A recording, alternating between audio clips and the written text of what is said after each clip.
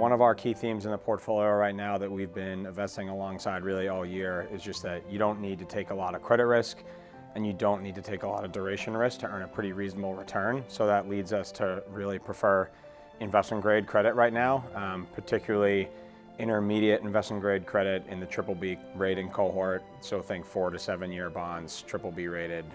That's sort of the sweet spot we think right now. We think it can do okay even if there is a little bit of an economic slowdown from the rate component, and there's still pretty attractive spreads available relative to history. So that's what we like right now.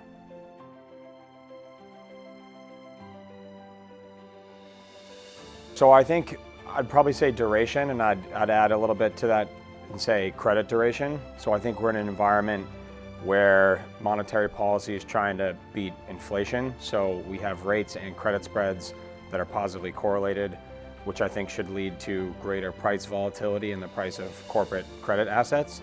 And that's something that we think our strategy is set up to hopefully take advantage of going forward.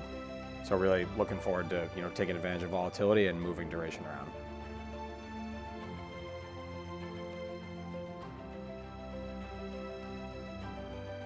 So really in September, and really almost going back to August, we saw a pretty significant move higher in Treasury rates, really due to concern over the amount of funding the US government would have to push through the system in the next 12 to 24 months and beyond, frankly.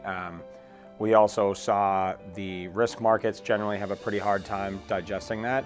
So what we saw was a period where both spreads and rates moved higher, which pushed bond prices down a lot and pushed yields up a lot, which got valuations to the point where, from a longer term perspective, even thinking about downside scenarios of where yields on corporate bonds could go, on a 1 year horizon, inclusive of the income, we didn't think you were risking that much capital.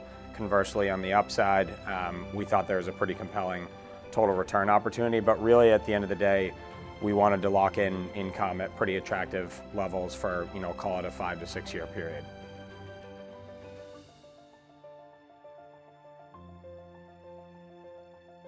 So I think higher for longer is somewhat related to the question earlier about in terms of things that I'm most excited to utilize to take advantage of market opportunities. So I think higher for longer just means tighter policy for longer, which I think generally means more volatility. The higher for longer phenomenon is because the Fed wants to make sure they're able to declare victory on inflation. I'm pretty optimistic on the US economy's ability to remain resilient in the face of higher rates. So I do generally believe in the higher for longer theme. That's mainly predicated on a view that the household and US consumer has a very strong balance sheet, very low sensitivity to rates. So I think higher for longer means more volatility in rates, more volatility in spreads, more sensitivity to small changes in the economic outlook and Fed policy outlook. And again, I think we have a strategy that's set up to capitalize on that volatility. And then obviously higher for longer implies better yields and better income, and that's good for everybody.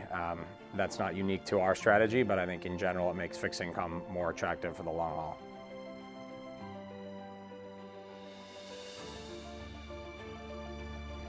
Yeah, so I think the general philosophy behind the fund is that most fixed income assets in the world and across the globe are invested for the purpose of harvesting income or harvesting yield from the asset class. It's sort of an income asset class. We think there's a lot of opportunity to look at treasuries, corporate bonds, and really trying to understand how the prices of those securities will behave over shorter time horizons versus saying, we're going to buy this bond with a 5% yield for 10 years to maturity and just earn 5% annualized. The reality is that bond prices will move around a lot, up and down, numerous times from now to the maturity of that bond.